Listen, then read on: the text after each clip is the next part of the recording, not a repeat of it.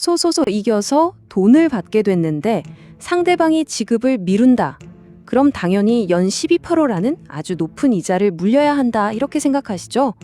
그런데 만약 이 규칙에 아주 중요한 예외가 있다면 어떨까요?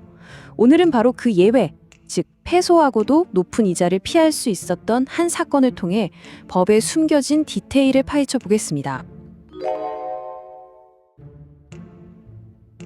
자, 그럼 본격적으로 한번 들어가 보죠.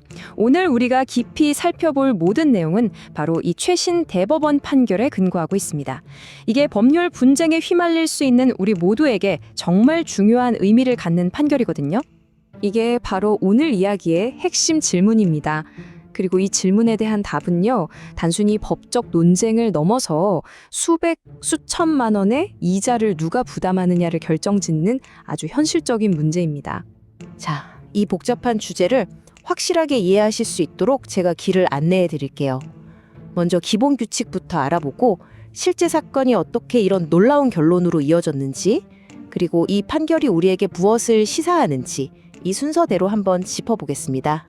자, 본격적인 사건에 뛰어들기 전에 이 싸움의 판을 흔드는 가장 중요한 배경, 바로 돈의 흐름을 좌우하는 두 가지 이자율, 이거부터 딱 잡고 가야 합니다.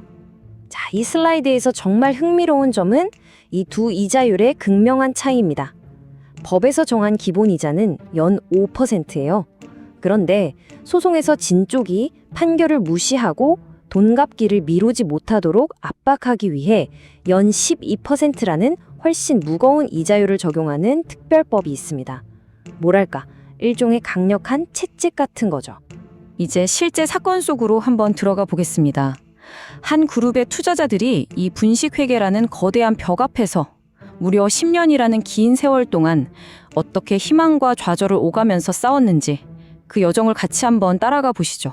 와, 이 타임라인만 봐도 정말 한 편의 드라마 같지 않습니까? 소송이 아예 기각되는 그 절망적인 순간부터 일부 승소라는 작은 희망, 그리고 대법원에서 이뤄낸 극적인 반전까지.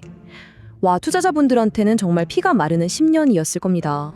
대법원의 파기환송 판결로 투자자들은 거의 최종 승리를 눈앞에 뒀습니다. 이제 더 많은 배상금을 받는 일만 남았다, 이렇게 생각했겠죠. 하지만 바로 그때 정말 아무도 예상치 못했던 이자율이라는 새로운 전쟁이 딱 시작된 겁니다. 그러니까 고등법원은 대법원이 시키는 대로 손해배상액을 다시 계산해서 투자자들 손을 들어줬어요. 그리고 그 새로 계산된 금액에 대해서 그동안 지급이 늦어졌으니까 연 12%라는 높은 이자율을 붙인 겁니다.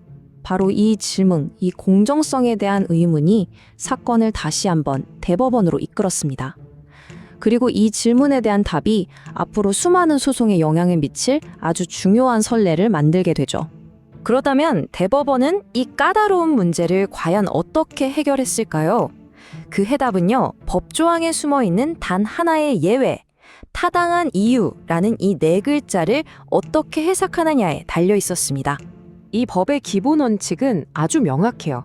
일단 판결이 딱 선고되면 하루라도 돈을 늦게 갚을 때마다 연 12%라는 무거운 이자를 물어야 한다는 겁니다. 지체에 대한 벌칙인 셈이죠. 하지만 바로 여기가 핵심 포인트입니다. 법은 그렇게 무자비하지 않아요.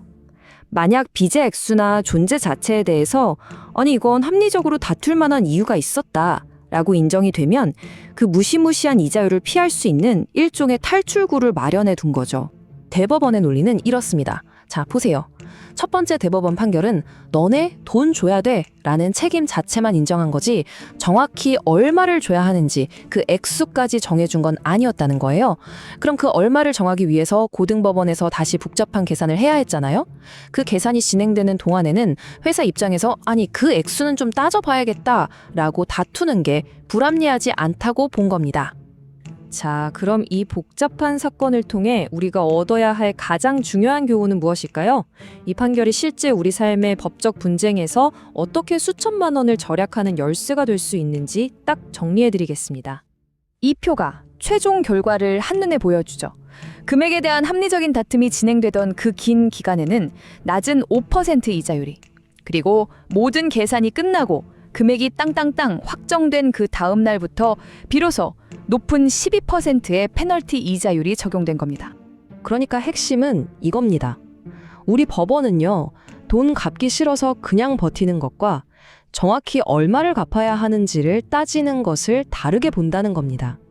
만약 여러분이 소송에서 지더라도 배상액 산정이 복잡해서 그 액수에 대해 합리적으로 다투는 중이라면 그 기간 동안은 살인적인 12% 이자율을 피할 수 있다는 것. 이것이 바로 우리 사법 시스템에 내장된 아주 중요한 공정성 장치입니다. 이 판결문의 한 문장이 모든 것을 말해줍니다. 상당한 근거가 있었다. 네, 바로 이 말. 법원이 이 사건의 핵심을 어떻게 판단했는지 명확하게 보여주는 대목이죠. 이 사건은 우리에게 마지막으로 생각할 거리를 던집니다. 법이 추구하는 공정성과 소송의 신속성, 그 아슬아슬한 균형점에 대해 다시 한번 고민하게 만드는 판결이 아닐 수 없습니다. 시청해주셔서 진심으로 감사합니다. 여러분의 응원이 저희가 더 유익하고 흥미로운 법 이야기를 풀어내는데 가장 큰 힘이 됩니다. 다음 시간에 더 알찬 내용으로 다시 뵙겠습니다.